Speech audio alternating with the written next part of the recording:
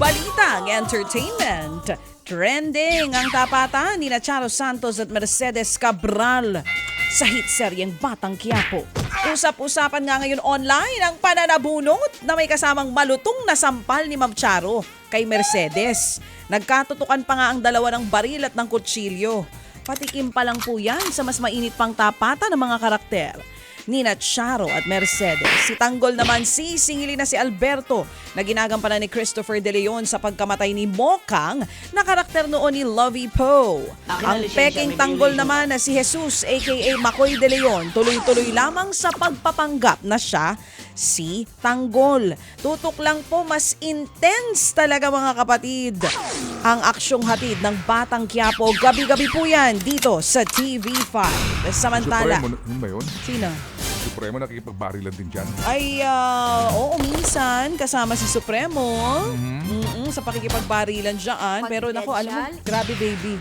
Talagang di nababawasan ng viewers ng Batang Quiapo. Pataas pa ng pataas. Husay nila dyan. Si Coco nga ay direktor at aktor dyan. Samantala, ipalalabas na ang pinakabagong seryeng aabangan sa TV5 na Pamilya Sagrado. Dito rin po yan ipalalabas. Bibita dito sina Piolo Pascual, Gray Fernandez at Kylie Cherry. Gaganap dito bilang isang makapangyarihang gobernador si Papa P na susubukang itago ang sekreto ng kanyang pamilya, lalo na ng kanyang anak.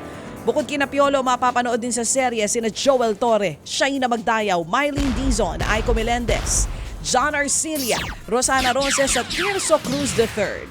Mapapanood nga ang Pamilya Sagrado simula June 17, Lunes hanggang Biyernes dito sa TV5. At huling 3 linggo na lamang ng seryeng Linlang.